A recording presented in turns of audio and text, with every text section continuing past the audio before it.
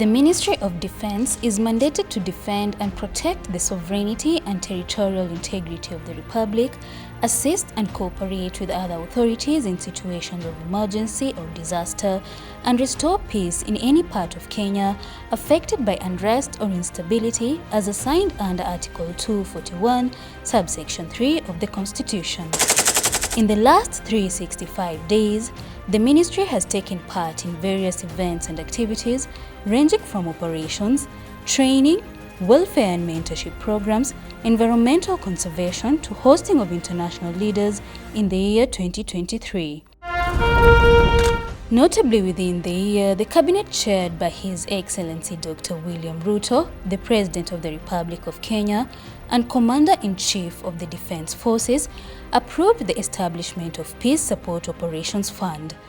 The fund was birthed by the National Security Council with the aim of enabling the Kenya Defense Forces attain appropriate levels of the United Nations peacekeeping capability and help in maintenance of contingent-owned equipment and other assets during such operations. The Cabinet also approved Ulinzi Prime Health Services. The Kenya Defense Forces medical facilities will be partially opened for uptake by prescribed civilians at a fee for service. Further to this, the Ministry has also recorded excellent performance in fostering defense and security bilateral relationships with other states. The Ministry also witnessed a change of guard in May 2023. And in line with the 11th Chief of Defense Forces General Francis Ogolla philosophy of One Force, One Mission for efficiency and effectiveness, the CDF has prioritized mission capability and readiness of our troops in all operation areas to ensure we are mission ready to participate in national, regional, and global defense and security programs whenever called upon. Here is a look back to the events that characterized the year 2023 for the Ministry of Defense. Operations. Enemy front! The Kenya Defense Forces has participated in various operations within the country and beyond the borders. In internal operations, Operation Maliza Uhalifu, a multi-agency operation in the North Rift region of Kenya, continues to register significant milestones in combating banditry attacks. Since its deployment to the operation in 2022, the Kenya Defense Forces has not only participated in kinetic operations, but has also further impacted the lives of communities living in the affected areas through conducting different civil-military cooperation activities. In this endeavor, KDF has identified and earmarked 20 schools for reconstruction and renovation. 4 schools have been successfully completed and handed over to the community. The schools include Chepkesin, Kositei and Chesitet Primary Schools in Baringo County and Kapedo Mixed Primary School in Turkana County. In the coastal region, Operation Amani Boni has continued to register successes in the 3 counties of Lamu, Garissa and Tana River in restoring peace, security and normalcy in areas previously experiencing terror attacks. The multi-agency troops have also continued to engage the local citizenry towards improving socio-economic well-being of the locals. Beyond the border, Kenya continued to be a key actor in peace support operations in the region, with KDF troops being deployed both under UN umbrella and in regional peacekeeping operations. In Eastern DRC, KDF troops serving under the East African Community Regional Force has achieved significant milestone in stabilizing Eastern DRC. The multinational troops made significant strides in restoration of peace in the region.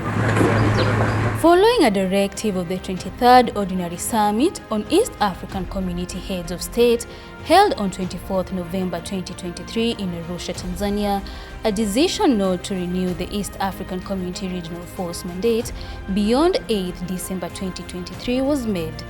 Consequently, KDF troops are currently engaged in gradual withdrawal after a successful tour of duty. Additionally, in the year 2023, KDF deployed its second last batch of troops to serve under the African Union Transition Mission in Somalia, commonly referred to as ATMIS. The mission mandate is to fully implement the Somali Transition Plan. This strategic plan details the handover of security responsibilities from the African Union to the federal government of Somalia. The troops have been involved in training of the Somali security personnel, intensified the fight against Al-Shabaab, as well as taking part in socio-economic empowerment activities. Defense relations. Bolstering defense relations is critical in the ever-evolving threat environment, which calls for synergy of all actors. In this regard, the Ministry of Defense has hosted various meetings and courtesy calls with dignitaries from across the globe. This is geared towards fostering good relations and partnership on matters defense and security.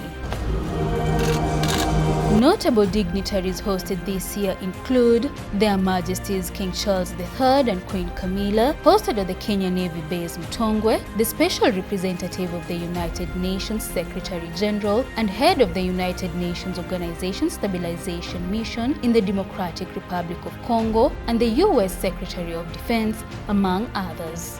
Environmental conservation. On environmental conservation, KDF has ensured maximum green coverage by participating in tree planting exercises in different areas of the country. The tree planting exercise is anchored on the need to conserve the environment as outlined in the Kenya Defence Forces Environmental Soldier Program, and has also efforts to complete the government's national tree planting campaign of planting 15 billion trees by the year 2032. It is worth noting that the Kenya Defence Forces is working towards the implementation of the directive of planting 15 billion trees within the 10-year span. And specifically, the Kenya Defence Forces has been allocated 3% of that target, which is 450 million trees. Training. In training, the Ministry of Defense has offered training opportunities to its personnel both in the country and beyond. Training is a key facet in the ministry, especially in the wake of mutating security threats. In this regard, among other training activities, the National Defence University Kenya, one of its kind in the region, held its first graduation ceremony, which was presided over by the NDUK Chancellor, His Excellency Dr. William Samoei Ruto, President of the Republic of Kenya and Commander-in-Chief of the Defence Forces. The university conferred certificate degrees and awarded diplomas to more than 160 graduates. I award the persons presented to me the respective diplomas of National Defence University Kenya, for which you have been educated, trained, examined, and qualified. Congratulations.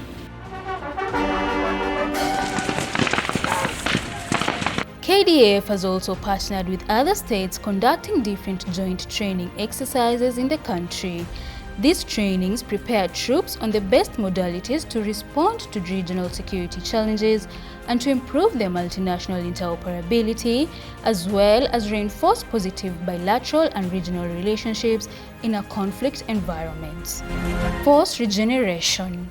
KDF, in growing its personnel strength, conducted a nationwide recruitment exercise in the months of August, September and October 2023. KDF recruited in various categories that involved the general recruits, cadets, tradesmen and women, and constabularies.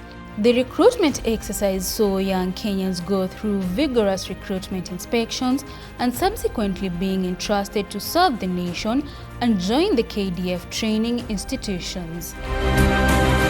Welfare and mentorship. The ministry has also engaged in welfare and mentorship programs. These programs include the Military Wives Association of Kenya, commonly known as MWAC, conducted mentorship programs for both service personnel and KDF families. The Ministry of Defense leadership visited troops in the different areas of deployment to familiarize and monitor the project and activities of the soldiers. The visits also served as a morale booster to the soldiers. As the year comes to an end, the Kenya Defence Forces wishes you happy holidays and a prosperous New Year 2024.